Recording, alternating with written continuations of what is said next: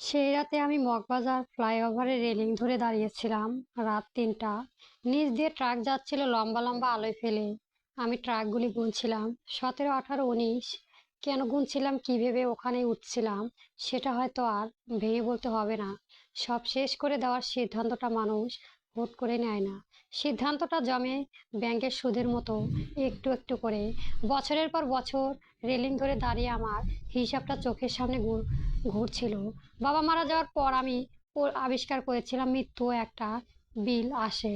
কাফনের কাপড় ৮০০ টাকা, কবরের জায়গা ১২,০০০, কুলখানি, মিলাদ, আত্মীয়দের খাওয়ানো। বাবা রেখে গিয়েছিল একটা মোটরসাইকেল, ৯ লাখ টাকার ঋণ, ডায়ালাইসিসের রোগী একজন মা, আর ইন্টার পড়ুয়া একটা বোন। আমি মাস্টার্স পাস। সার্টিফিকেটগুলো একটা ২০০ টাকার ফাইলে রাখা। ভেতরে কাগজগুলোর দাম আমি জানি না। তাই বেকার ছেলেদের প্রিয় কাজ টিউশনি আর মোটরসাইকেলের মানুষ টানা, এগুলো করেই দিন যেত। রাতে মায়ের পাশে বসে খরচের হিসাব করি, কিন্তু হিসাব মেলে না, হিসাব শুধু বড়ই হয়। আত্মীয়দের চোখে আমি এক অর্থব্য অকর্ম ছেলে। বিয়ে বাড়িতে দেখা হলে জিজ্ঞেস করতো, কিছু হইলি? শব্দ মাত্র দুইটা, কিন্তু বুকে লাগতো তীরের মতো। বড় চাচা একবার সবার সামনে বলেছিল, তোর বাপ সারা জীবন ফ্যাক্টরিতে মেশিন চালাইছে তোরে মানুষ করার লাইগা, মানুষ কি হইলি? আমি চুপ ছিলাম। বেকারের একটাই সমলম্বন, নিরাপত্তা। ক্লাস 10-এ স্কুল থেকে সবাই পিকনিকে গিয়েছিল জাফলং। চাঁদা ৩০০ টাকা। ঘরে সেই মাসের বেতা বেলা খাওয়ার অবস্থা ছিল না। বাবাকে বলতেই পারিনি। পিকনিকের দিন অশোকের ভান করে শুয়েছিলাম, আর সারা দুপুর ছাদে উঠে আকাশে দেখছিলাম। আর রুমকি, সারা বছর সম্পর্ক, একই ইউনিভার্সিটিতে পড়তাম আমরা। ওর বাসায় যেদিন সাহস করে যায়, ওর বাবা আমাকে চা খাইয়ে খুব নরম গলায় বলেছিল, বাবা তুমি ছেলে ভালো, কিন্তু ভালো দিয়ে তো বাজার সদাই হয় না। রুমকির বিয়ের কার্ডটা দিয়ে গিয়েছিল ওর ছোট ভাই লজ্জিত মুখে। কার্ডের ভেতরে সোনালি হরফের রুমকি আর অন্য একটা ছেলের নাম। আমি ফেসবুকে এক ফ্রেন্ড স্টোরি পোস্ট দেখেছিলাম যে রুমকি বিয়ে গিয়েছিল। রুমকিকেও অদ্ভুত সুন্দর লাগছিল সেই দিন। হেসে হেসে ফটোগ্রাফকে দিয়ে হাজারো ভঙ্গি ছবি তুলেছিল সে। এই হলো আমার হিসাব। রেলিংয়ের ওপাশে ঝুঁকে আমি ভাবছিলাম, 23 নম্বর ট্রাকটার পর হোক, তারপর হবে হিসাব শেষ। 32 নম্বর ট্রাক যাওয়ার পরেও কাঁধে একটা হাতের স্পর্শ অনুভব করলাম। অবাক হয়ে পেছনে তাকিয়ে লোকটা দেখলো, কালো স্যুট, কাঁধে চকচকে কুমিরের চামড়ার ব্যাগ, ঝকঝকে হাসি। রাত 2টা, ফ্লাইওভারের পাশ ধরে আমরা দুজন এমনভাবে দাঁড়িয়ে আছি যেন সকালবেলা পার্কে হাঁটতে বের হয়েছি। দেখা হওয়াতে কুশল বিনিময় করেছি। আমার পাশে দাঁড়িয়ে নিচের ট্রাকে দেখতে দেখতে বলল, গেলা বাদ দে, যেটাই ভাবতাছস ওটাই সমাধান না, ওইটা খালি ঠিকানার বদল। ওখানে দুঃখ আপনার লাইগে যাইব, ময়রা শান্তি পাওয়ার ব্যাপারটি মিথ। কপাল যার এখানে খারাপ, তার সেখানে খারাপ। আমি বললাম, আপনি কে, কি চান? আমি একজন ব্যবসায়ী। উনি সিগারেট ধরালেন বেশ কায়দা করে, লাইটারের উপরে ইনতাবুতে ছবি আঁকা। আমাকে একটি সিগারেট অফার করবেন? আমি হাত বাড়িয়ে নিলাম সিগারেট, যদিও আমি ধূমপান করি না। কিন্তু লোকটাকে না করতে পারলাম না কেন জানি। আমার ব্যবসা একটু আলাদা। আমি মানুষের দুঃখ কিনি, আর বদলে যা দেই সেটা শুনে আপনি বিশ্বাস করবেন না। তাই মুখে না বইলা একটা ফ্রি স্প্যাম দিয়া দেই। ক্লাস 10-এর জাফলং স্কুলে পিকনিকের ঘটনা নিশ্চয় মনে আছে। আমার নিঃশ্বাস আটকে গেল। এই ঘটনা পৃথিবীতে কেউ জানে না। ওই দুঃখটা আমারে দিয়া দেন, খালি হাতে দেন, আমি খালি হাতে নিমু, আর পাবেন নগদ 10,000 টাকা। আমি নগদে ব্যবসায়ী। আমি কি বলেছিলাম মনে নেই? উনি 1 সেকেন্ডের জন্য আমার হাত ধরেছিলেন, ব্যাস। বাসায় ফিরে আমি ড্রয়ার খুলে জমে গেলাম। ড্রয়ারে একটা পাথর, ছোট মিশ্রণ ধূসর জাফলংয়ের পাথর।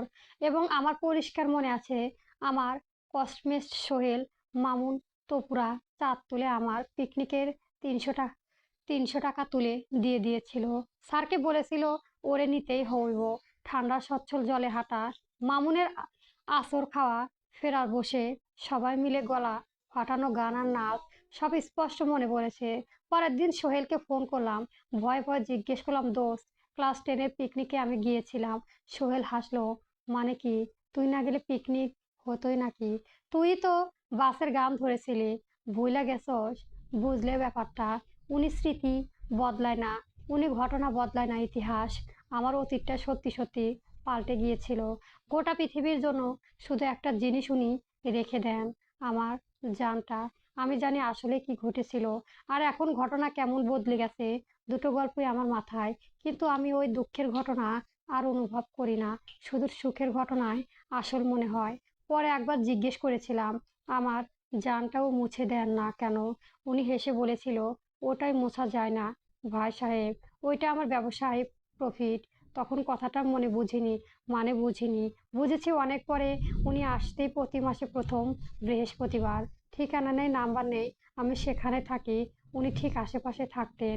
দরদাম হতো, দুঃখ নিয়ে আলাপ করি। এরপরে বলতে তা হয়ে যায় সুখের ইতিহাস। সাথে পাই নগদ টাকা, টাকাগুলি আসল, কিন্তু অসম্ভব পুরো একটা। তাতে একটা গন্ধ, আতঙ্কের, নাকি পুরনো কবরের, ধরা যায় না। আমি এটা নিয়ে ঘটাইও না, কারণ আমার জীবনের হিসেব তো মিলে যাচ্ছে। আস্তে আস্তে নিজের পরিবারকে অভাবমুক্ত করছি, সুন্দর একটা জীবন দিতে পারছি। এতেই আমি খুশি, কারণ আমার জীবনে কষ্টের অনুভূতির ঘটনাগুলি বদলে সব সুখের স্মৃতি হয়ে যাচ্ছে। রুমকি বিয়ে কার্ডের দুঃখটা গেল 3 লাখে, বদলে পেলাম একটা বিকাল। যে বিকালের রুমকি তার বাবার মুখের ওপর বলে আসছে, আমি ওকে বিয়ে করব। কাজী অফিস, বৃষ্টি, ওর লাল শাড়ি। স্মৃতিটা এত জীবন্ত যে আমি ওর চুরির শব্দ পর্যন্ত মনে করতে পারি। মায়ের ডায়লা ডায়ালাইসিসের রাতগুলো গেল 90,000-এর বদলে ওই রাতগুলিতে মা সুস্থ। মা দিব্যি সুস্থ। সকাল হলে রান্নাঘরে ইলিশ ভাসছে, আমাকে ডাকছেন, গরম গরম খিচুড়ি খেয়ে যা বড় চাচা। কি মানুষ হইলি! গেল মাত্র 40,000-এ। বলদে চাচা ওই বিয়ে বাড়িতে সবার সামনে আমার কাঁধে হাত রেখে বলেছেন, এই ছেলেটা সোনার টুকরা, আগুনের মধ্যে থাইকা উঠে আসছে, আমাদের গর্ব। চাচা জানেন না, আগুনটাই আমি বেঁচে দিয়েছি। উনি বলেছিলেন, আপন মনে দাম কর, আপন অপমান সস্তা জিনিস। সবার ঘরে আছে, শোকের দাম বেশি। শোক খাঁটি জিনিস। 2 বছরে আমি দাঁড়িয়ে গেলাম। মায়ের কিডনি ট্রান্সপ্লান্ট হলো, বোনের বিয়ে দিলাম ভালো ঘরে, নিকেতরে ফ্ল্যাট, ছোট্ট একটা ব্যবসায়ী। আত্মীয়রাও এখন আমাকে সামনের টেবিলে বসায়, সবার সাথে গর্ব দিয়ে পরিচিত করায়। সমাজ জিনিসটা আসলে একটা দাঁড়িপাল্লা। এক পাশে আপনি, আরেক পাশে আপনার টাকা, মিললে সম্মান। সন্তানও চলে এলো আমার আর রুমকির ঘরে। 2 বছরে আমার জীবনটা একটা রূপকথা হয়ে গেল। যে যেই দিন থেকে দেখে নিখুঁত, সুন্দর স্ত্রী, ফুটফুটে বাচ্চা, সুস্থ মা, টাকা, সম্মান। শুক্রবারে পত্রিকায় ছাপার মতো গল্প, সমগ্রমী তরুণের সাফল্য। সমস্যা একটাই, রূপকথার ভেতরে আমি ছিলাম না। ব্যাপারটাও বোঝানো কঠিন, তবু চেষ্টা করি। রুমকি যখন রাতে আমার বুকে মাথা রাখে, আমি কিছু অনুভব হয় না। আমি জানি এই সংসারটা আমি জিতিনি, ওর ভালোবাসায় আসল। ওর দিক থেকে সবটাই সত্যি, ও তো জানেই না অন্য কারো ইতিহাস ছিল। মিথ্যাটা শুধু আমার জানা। আমি জানি ও আসলে কাকে বিয়ে করেছিল। আমি জানি আমার ছেলেটা আসলে জন্মানোর কথা ছিল না। ছেলেটা যখন বাবা বলে দৌড়ে আসে, আমার মনে হয় অন্য কারো সন্তানকে দেখেছি। বাচ্চার প্রতিও আমার কোনো টান অনুভব করিনি। আমার এই ছবির মতো সুখের সংসারটা আমার কাছে একটা মিথ্যে সিনেমা। মানুষ ভাবে ভাবে সুখ মানে আনন্দের কিছু পাওয়া, সুখ মানে আসলেই কোনো কিছু অর্জন। অকারণে কিছু পাওয়ার অর্জনের মধ্যে যে ফারাক, সেই ফারাকটাই নাম আত্মা। আমার সবকিছু ছিল পাওয়া, কিছুই ছিল না অর্জন। বাবার শেষ কথাটা আমি শুনিনি, কিনেছি। মায়ের সুস্থতা আমি রাত জেগে আনিনি, কিনেছি। রুমকিকে আমি ফিরে পাইনি, কিনেছি। উনি বলেছিল, আমার এই সত্য মিথ্যের জায়গাটা ওনার প্রফিট। এখন বুঝি উনি টাকা নেয় না, দুঃখও রাখে না নিজের কাছে, উনি ফি নেন এই যে আত্মার অনুভূতি, এটাই কারণ। এ যে জানে তার পুরো জীবন কেনা কেনা, সে ওই জীবনে কোনো কিছুই অনুভব করতে পারে না। তারপর শুরু হলো আমার নোংরা সময়টা। এই অংশটা বলতে আমার লজ্জা লাগে, তবু বলবো। শাস্তির অংশটুকু না বলে গল্প মিথ্যে হয়ে যায়। শূন্যতা জিনিসটাকে মানুষের প্রথমে দুঃখী করে না, প্রথমে করে নিষ্ঠুর। আমি রুমকির সাথে খারাপ ব্যবহার শুরু করলাম। কথায় কথায় ধমকে, খোঁটা, অপমান। আর অবাক হয়ে তাকিয়ে থাকতো। ওর সাথে তাকানোতে যে ব্যথা আমি লক্ষ্য করলাম, ওই ব্যথাটা দেখলে আমার ভেতরে কিছু একটা নড়ে। প্রতিদিন পর কিছু একটা অন্তত অনুভব করি। মানুষ কতটা নিচে নামলে বইয়ের চোখে জলে নিজের বেঁচে থাকার প্রাণ খোঁজে, ভাবতে পারেন। জুয়া ধরলাম, প্রথমে তাসের আড্ডা, পরের বড় দান, পলিটিক্স, মানুষের জীবন, সবকিছু নিয়ে যেন জুয়া খেলা যায় তা জানতাম না। শিখলাম, জিতলাম, হারতাম, এবং এখানে আসল কথাটা, হারাতেই আমার বেশি ভালো লাগতো। হারা জ্বলুনিটা আসল ছিল। আমার কেনা জীবন ওই জ্বলুনিটুকু ছিল একমাত্র খাঁটি জিনিস। মদ, ড্রাগস, আরো যত আজে বাজে নেশা আছে সব ধরলাম। ঢাকার এমন কোনো খারাপ জায়গা বা বাজে সঙ্গ নেই যে যার সাথে আমার ওঠা বসা হয়নি। কন্ট্রাক্ট কলিং, কিডন্যাপ, ট্রাচার, রেপ, রাহাজানি, এমন কোনো খারাপ কাজ নেই যেটা আমি আর আমার কোম্পানি মানুষ কত না। কারণ এই একটাই, এগুলো করার পরে আমার ভেতরে যে অনুভূতি হয়, এটাই আমার জীবনের সত্য মনে হয়। বাকি সব ভুয়া, মিথ্যা, বানোয়াট। ব্যবসা, পার্টনারদের টাকা, সালাম, নিজের ব্যবসায় থেকে ধরা পড়ার ঝুঁকিটার জন্য ছেলেটার কাছে এনে সরিয়ে দিতাম। মাঝে মাঝে থাপ্পড় মারতাম, গালি দিতাম। মা একদিন মাথায় হাত রেখে বলেন, তোর কি হয়েছে বাবা? আমি আমি মায়ের হাতটা সরিয়ে দিয়েছিলাম। সে হাতের সুস্থতা আমি টাকায় কিনেছি, সেই হাতের আদর আমি নিতে পারতাম না। আমি আসলে কি করেছিলাম জানেন? আমার রূপ কথাটা ভাঙছিল না। আমি ইচ্ছে করে, যেভাবে বাচ্চারা নিখুঁত খেলা পেতে ভেঙে দেখতে ভেতরে কি আছে, আমি আমার স্বপ্ন জীবনটাও ভাঙেছিলাম, এটা দেখতে যে ভাঙলে ব্যথা লাগে কিনা।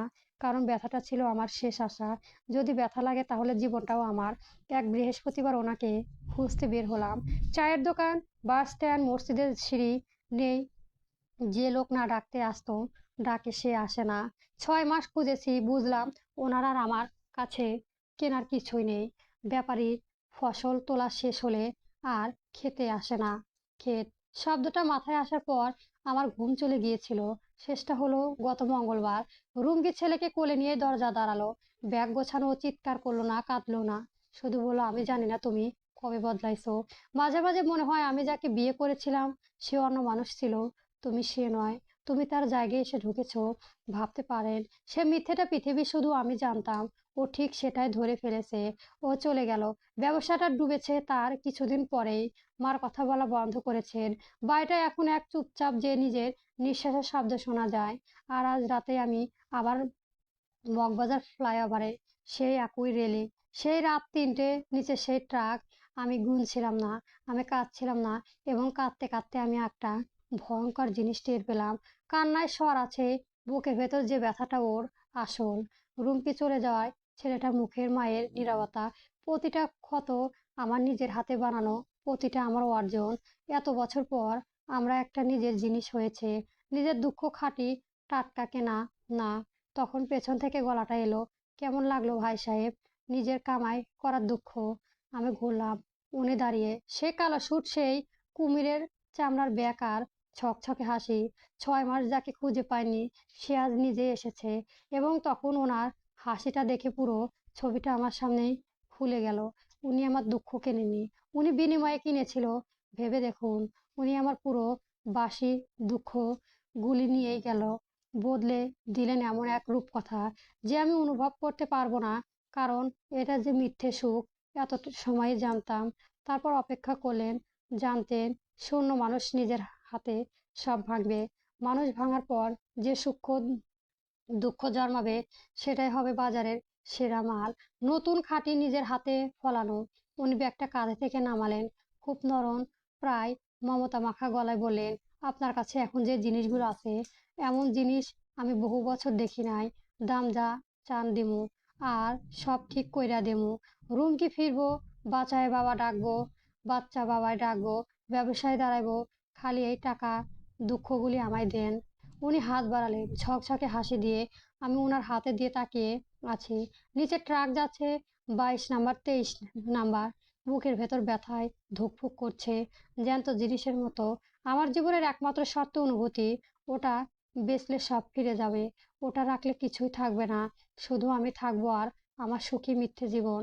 সমস্যা হলে এত বছর পর আমি আজই প্রথম জানলাম মিথ্যে সুখ জিনিসটার ওজন কত। এবং সত্যি বলতে, ওজনটাই অসহ্য। রেলিং ধরে দাঁড়িয়ে হঠাৎ আরেকটা কথা মনে হলো, এবং কথাটা মনে হওয়ার পর থেকেই ওনাকে আমার অদ্ভুত লাগছে না, চিরচেনা কেউ মনে হচ্ছে। উনি তো শুধু আমার কাছে আসে না, উনি সবার কাছে যান, রোজ যান। শুধু সবার জন্য চেহারাটাই আলাদা।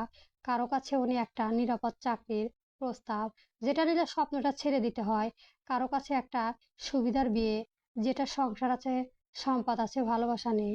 একটা প্রমোশনাল যা পরিবারকে ভুলিয়ে রাখছে। কাউকে দিনের পর দিন একটা পরীক্ষার রেজাল্ট যার জন্য প্রশ্নপত্র কিনতে হচ্ছে। একটা ব্যবসায়ী টেন্ডার, ২ টুকরো জমি যার জন্য রক্তপাত হচ্ছে। কয়েক মিনিটের পাশবিক সুখ যার জন্য কত নিষ্পাপে প্রাণ ঝরে যাচ্ছে। জীবন অন্ধকার হচ্ছে অথবা কারোর কাছে ফোনের স্কিল যেটা রোজ ঘন্টার পর ঘন্টা কারো করে জীবন থেকে নিয়ে যায়, বদলে দেয় জীবনের চাওয়া পাওয়া। চুক্তিগুলো এত ছোট যে সেই সই করার সময় টেরও পাওয়া যায় না। মানুষ রোজ একটু একটু করে নিজের খাঁটি জিনিস বেচে দেয়, বদলে নেয় মিথ্যে সুখ, মেকি আরাম। তারপর কোনো এক রাতে আয়নার সামনে দাঁড়িয়ে ভাবে, সবাই তো আছে, তবু কি যেন নাই। যেটা নাই সেটা ওনার ব্যাগে চলে যায়। আর তখন আমি বুঝলাম, উনি নতুন কেউ নাই। ওনার ব্যবসায় পৃথিবীর সবচেয়ে পুরনো ব্যবসা। দোকানটা খুঁজেছিলাম একটা বাগানে, বহু আগে। প্রথম বিজ্ঞাপনটা ছিল একটা নিষিদ্ধ ফল। সেদিন অফারটা একই ছিল, যা আছে তা দাও, যা নাই তা পরে। ওনার ব্যবসার মাল একই।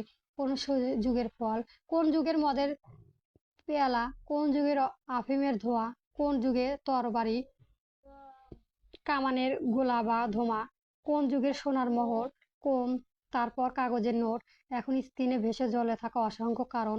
দোকানদাররা কোনোদিনও বন্ধ হয় না, আর লাইনটাও কোনোদিন ছোট হয় না।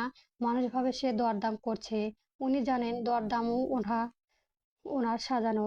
উনি কারো হাতে ধরে টানেন না, উনি শুধু জিনিসটাই সাজিয়ে রাখেন এমনভাবে যাতে মানুষ নিজের হাতে বাড়ায়। জোর জবরদস্তি না, জোর করায় ওনার পেশায় অপমান। ওনার পেশা হলো মানুষের আকাঙ্ক্ষা অনুযায়ী অফার এমন সুন্দর ভাঁজ করা যাতে সেটাকে স্বপ্ন বলে ভুল হয়। আদি পিতামাতা একটার ফলে বদলে চিরসুখের বাগান হারিয়েছিল। আমরা রোজ তার চেয়েও সস্তায় বিক্রি হই। কোন যুগের সিংহাসন যার লোভ ভাই ভাইয়ের রক্ত হাত ধুলে, আর লাখো লাখের ওপর দাঁড়িয়ে উঠেছে সাম্রাজ্য। প্রতিটা যুগেই বাকরুদ্ধ গন্ধের নিচে লুকিয়ে থেকেছে ওনার ব্যবসায় বিনিয়োগ। ইতিহাস বইরে আমরা পানি নতুন নতুন যুদ্ধের নামবো। আসলে যুদ্ধ একটাই, উদ্দেশ্য একটাই, লাভ একজনেরই। যুগে যুগে শুধু পেশায় বদলিয়েছে, তারিখ বদলিয়েছে।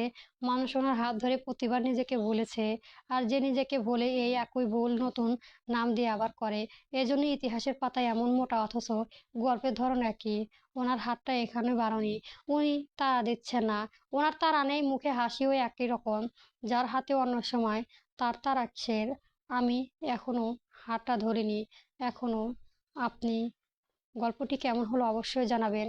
গল্পটি বাস্তবের সাথে অনেকটি মিল রয়েছে। আর আমার চ্যানেলটি সাবস্ক্রাইব করে রাখবেন। গল্প, দুঃখ, বিলাস।